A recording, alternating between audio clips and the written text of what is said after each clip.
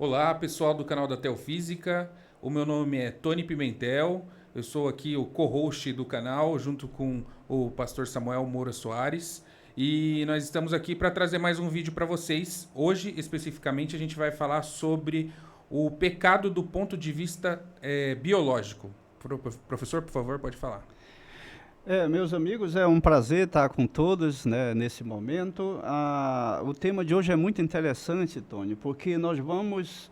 geralmente as pessoas ouvem e vê a questão do pecado do ponto de vista religioso, né, das religiões. Aí vai lá o pastor, o padre ou outro sacerdote e tenta mostrar, de acordo com a leitura lá da Bíblia ou de um outro livro religioso, ele tenta mostrar o que é o pecado, a rebelião contra Deus. Mas hoje nós vamos mostrar a questão do pecado do ponto de vista da biologia. Então, nós vamos partir do princípio bíblico, que vai mostrar, defender que nós somos o corpo de Cristo, ou seja, que nós construímos um corpo. Do ponto de vista da biologia, Tony e amigos, toda a vida que tem na Terra, ela compõe um todo, né? A hipótese, a teoria de Gaia diz que a Terra é um sistema vivo, a biosfera da Terra constitui um sistema vivo. Então, cada pessoa, cada animal, cada planta, cada ser vivo na Terra, cada célula é uma unidade, faz parte desse sistema todo que é a vida na Terra.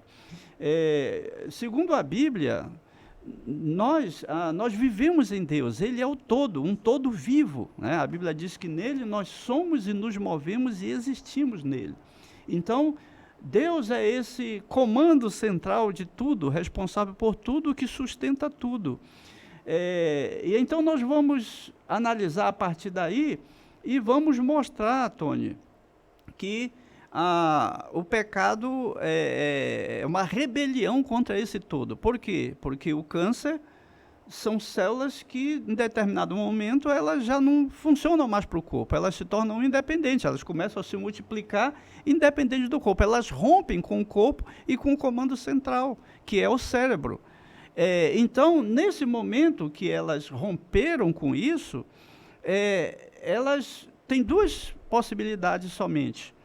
Ou o câncer ele vai atacar o corpo, porque ele se alimenta do corpo, e imediatamente quando o corpo percebe isso, ele começa a mandar anticorpos, todo o sistema imunológico começa a lutar contra aquele câncer para tentar extirpar aquele câncer.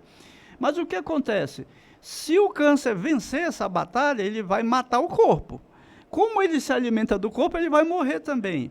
E se o corpo conseguir matar o câncer, é por isso que quando você está com câncer, você vai ao médico, faz exames e começa a quimioterapia, você está tentando matar aquelas células cancerígenas. Porque se você não matar as células, elas vão matar você. Então, veja só, em qualquer situação, as células que romperam com o todo, elas vão morrer, elas decretaram a morte. Então, o pecado, ele é uma rebelião contra o corpo e decreta a morte.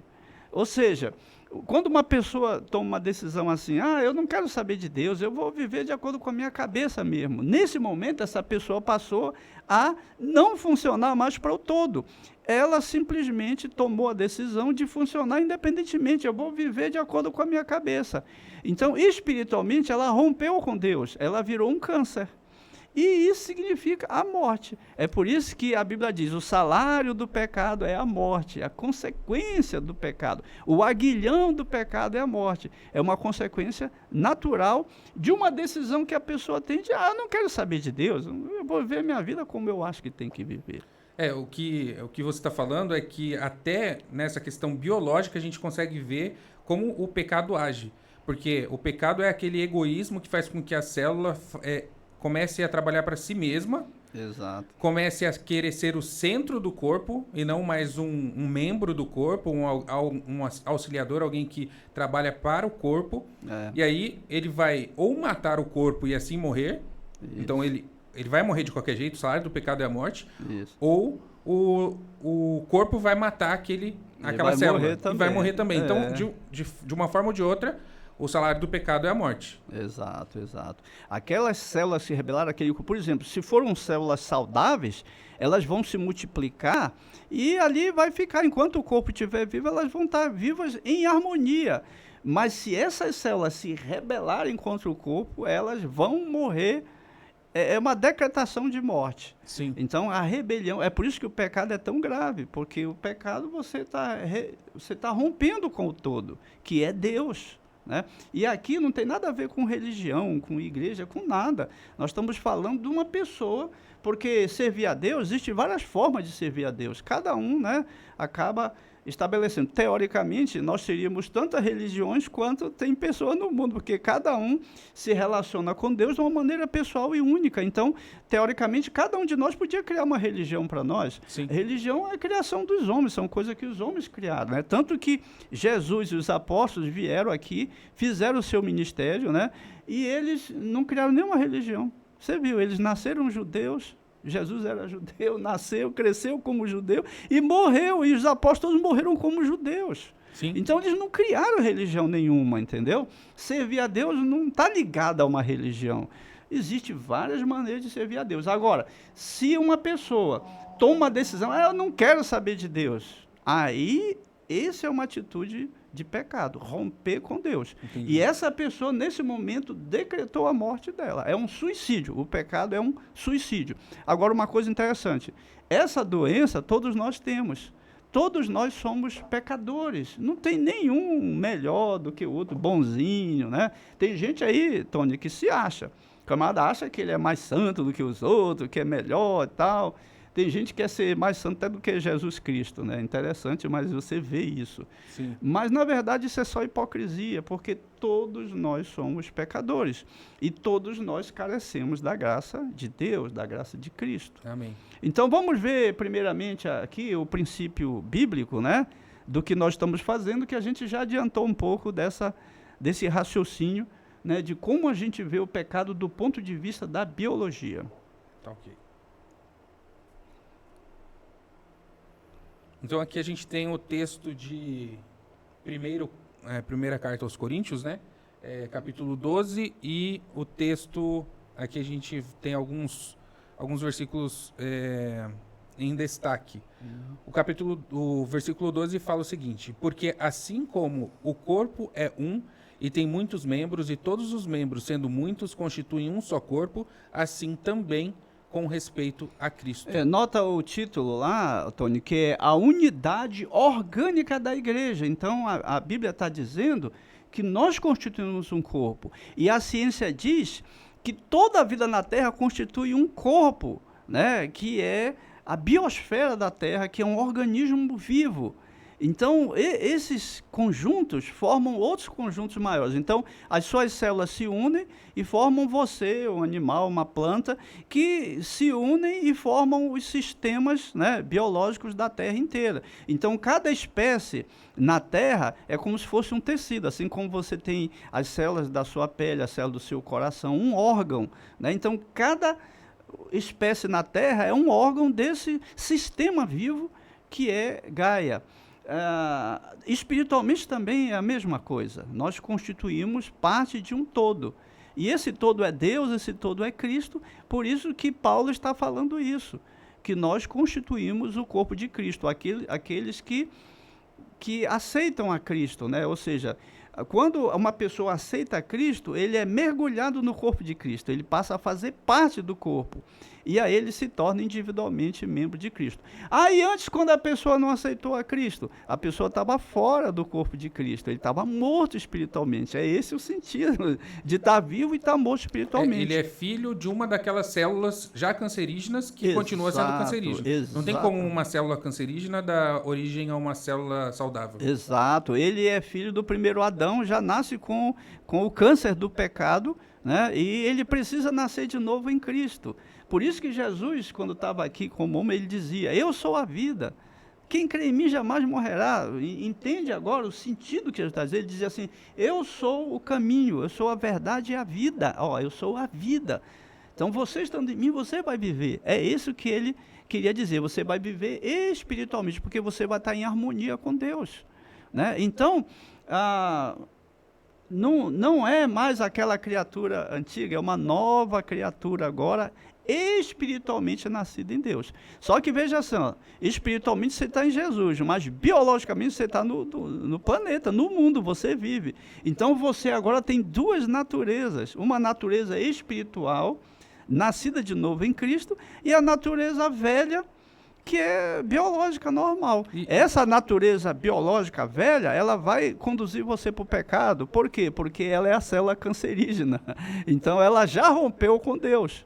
Então, é por isso que Cristo é a nossa reconciliação com Deus, a nossa religação com Deus. Ele é o caminho. Eu acho que é importante a gente até ressaltar que a questão do novo nascimento não é só algo místico que acontece, que te religa no mundo espiritual e tal. Não, você passa a ser comandado pela cabeça, que é Cristo. Exatamente. Que está, Cristo é um com Deus. E você é um com Cristo, então você faz parte novamente do corpo. Então, não adianta você só falar que acha que foi salvo, que você aceitou Jesus, se você não é comandado por essa cabeça. Se você ainda, pelos seus atos, age de forma individual. Aí o que acontece? Pessoas que não nascem de novo, elas simplesmente vão para uma igreja, para uma religião, aí aceita lá, se batiza e assume cargo, e pode se tornar pastor, padre. Ele tem uma função sacerdotal, mas na verdade ele nunca fez parte do corpo, ele não faz parte, porque ele continua na velha criatura lá. É que você, por não ser comandado pelo corpo.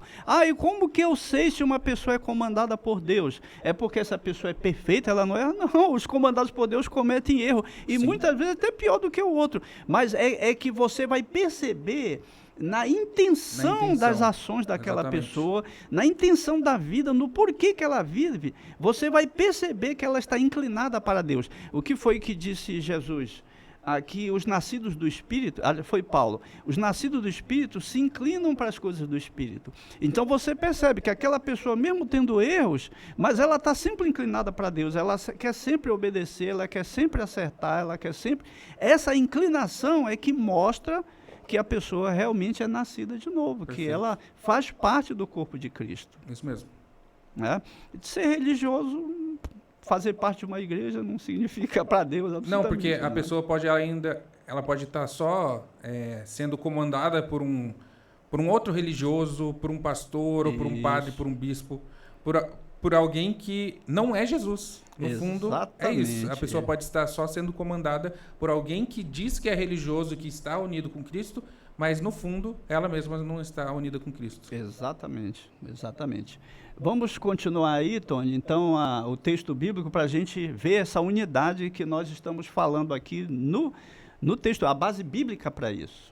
A gente continua aqui o texto, aqui para baixo. É legal todo mundo ler todo o contexto, né? Mas a gente destacou algumas partes. A gente continua aqui no versículo 24, que diz: mas os nossos membros nobres não têm necessidade disso. Contudo, Deus coordenou o corpo, concedendo muito mais honra àquilo que menos tinha, para que não haja divisão no corpo. Pelo contrário, cooperem os membros com igual cuidado em favor uns dos outros. Isso aqui é muito importante. Observa que diz que Deus honrou parte do corpo, órgãos, membros do corpo que eram muito menos... Ou seja, Deus ele não vê como o homem vê, né? Uma vez perguntaram para um grande pregador do Evangelho, grande homem de Deus, qual era o maior cristão da Terra na ideia dele. Então, pensaram que ele ia falar Billy Graham, né, Moody, algum dos grandes, e ele respondeu assim: o maior cristão na Terra pode ser uma irmãzinha lá do interior da África, que serve ao Senhor com integridade. Ou seja, Deus, ele honra aquilo que não tem honra. Os homens honram homens, os homens buscam honra. Jesus disse: eu não busco a honra de homens, né? Mas os homens buscam as honras uns dos outros. Jesus disse: eu busco a honra de Deus. Então, o que é importante é Deus nos conhecer. Deus sabe quem nós somos, né? E ele sabe a integridade e a sinceridade do nosso coração. O homem não vê o coração, mas Deus vê o coração. Então é isso que é importante. Agora, nem sempre pessoas que aparentam ser perfeitas, não, aquilo é um homem de Deus. As pessoas se escandalizam quando acontecem pecados de líderes religiosos, porque eles tentaram passar uma imagem de que eles são verdadeiros super-homens. Não, olha, eu não faço isso, não faço aquilo. Isso era o que os fariseus eram, né, os hipócritas. Jesus diz, fariseu hipócrita, limpa o interior do copo, então o exterior ficará, né, ficará curado. Ou seja, Jesus não alisou esse pessoal, não. Sim. Né? Então, isso aí engana os homens, mas não engana a Deus. Então, a verdade é que a gente deve ter humildade, reconhecer as nossas falhas, os nossos erros, e dizer, Senhor, eu estou aqui para te servir, para trabalhar essa batalha, porque é uma batalha pela vida. As células se manterem vivas, elas têm que estar se alimentando todo dia, né, fazendo todo um processo interno para se manter vivas, interagindo com o corpo, e nós também, tanto fisicamente, né, socialmente, e também espiritualmente temos que estar nessa batalha o tempo inteiro, né? Aí vamos cometer erros, falhas nessa trajetória. Só que Deus, ele conhece o coração, ele sabe se realmente você se inclina para as coisas dele. Ou seja, Deus é que nos conhece. Então a relação, Tony, é uma relação pessoal, você e Deus. Não tem intermediário. Não tem ninguém para intermediar essa relação entre você e Deus, né? Você, para servir a Deus melhor, você diz, eu vou fazer parte de uma igreja, porque nessa igreja eu posso abençoar outras pessoas, eu posso contribuir para que a palavra de Deus chegue a outras pessoas. Então, você faz isso voluntariamente, porque você quer servir melhor. Mas, é por amor. É por amor à obra, mas, na verdade, a relação com Deus é uma relação pessoal e individual. Você não pode se relacionar com Deus pela sua mulher, nem pelo seu filho, pela sua filha. Você não tem como fazer isso. Cada um responderá diante de Deus de maneira individual. Mas é interessante que a gente não pode servir a Deus ou se relacionar com Deus por meio de outras pessoas. Mas, ao mesmo tempo, como a gente deve agir com amor, e o ministério de Jesus foi para que nós nos ensinar como servir uns aos outros, então é na relação que nós demonstramos o quanto nós estamos ou não próximos de Deus. Muito boa a sua colocação, porque Jesus disse que no último dia ele vai separar os que estão à direita e estão à esquerda. Sim. E ele vai dizer aos que estão à esquerda, apartai-vos de mim, malditos, para o fogo eterno preparado para o diabo e seus anjos, porque eu tive fome e não me deste de comer, eu tive sede e não me deste de beber, eu estava nu e não me vestisse, eu estive doente e não foste visitar-me, eu estava preso e não foste ver-me. E aí esse pessoal vai dizer, mas Senhor, quando que nós te vimos assim? Te vimos, nós pregamos em teu nome, nós fizemos milagre. Olha só, pregamos em teu nome. Quem é que prega em nome? Quem é que faz milagre? Sim. É o pessoal, teoricamente, do ponto de vista humano, cheio do poder de Deus, mas na verdade, essas pessoas, como nós falamos, elas não conhecem a Deus. E aí, elas estão ali só se beneficiando do corpo e manipulando as pessoas por outros interesses, como você falou. Ela tem interesse no poder, ela tem interesse no dinheiro, ela tem interesse em alguma coisa. E Jesus conhece essas pessoas, né? E aí ele vai dizer, quando deixaste de fazer um desses mais pequeninos, a mim o deixar de fazer. E ele vai dizer aos que estão à direita, vinde benditos para o reino eterno preparado desde a fundação do mundo, porque eu tive fome, me deste de comer, eu tive sede, me deste de beber, eu estava nu e me vestisse, eu estava enfermo e foste visitar-me, eu estava preso e foste ver-me. E aí disse, Senhor, mas nós nunca te vimos assim.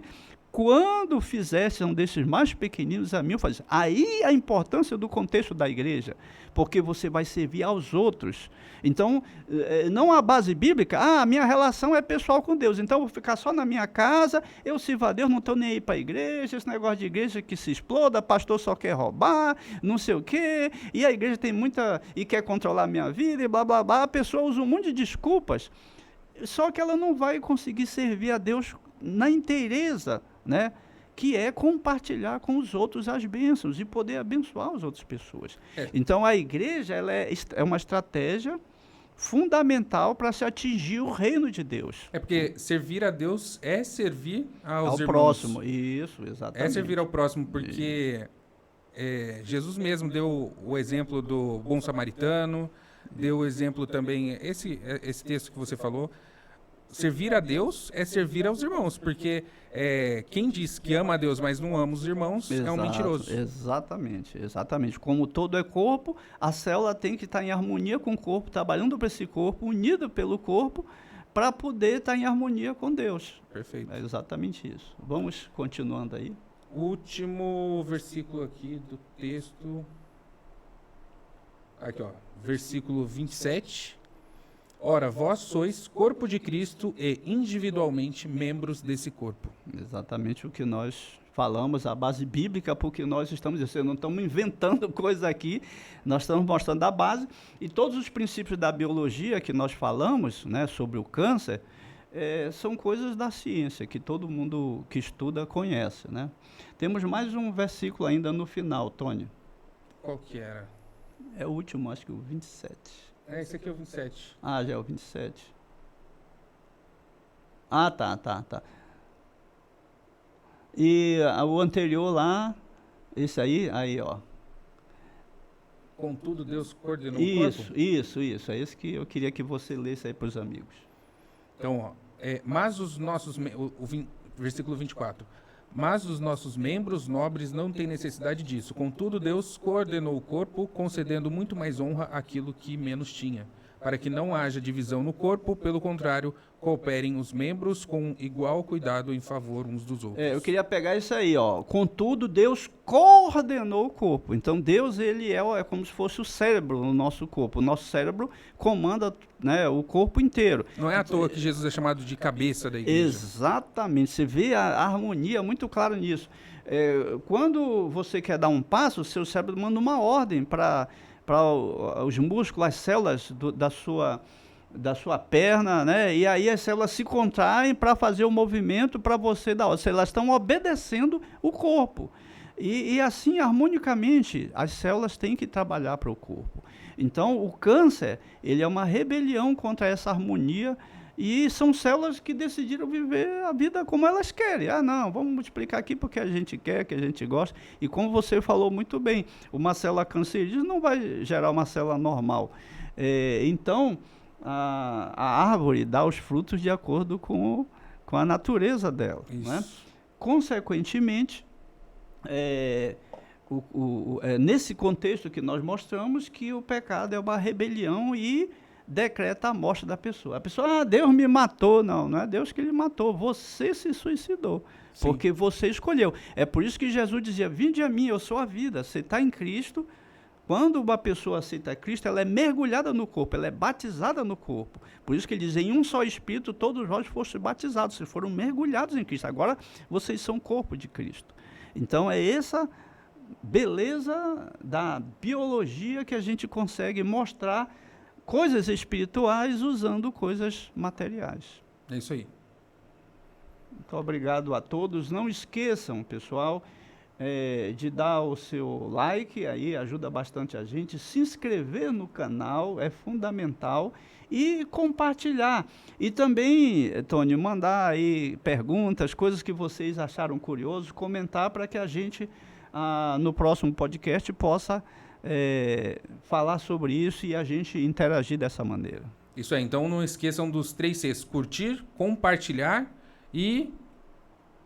Curtir e compartilhar, tinha 3 Cs, agora eu esqueci. Ficou só 2 C aí. E se inscrever também, curtir, compartilhar e se inscrever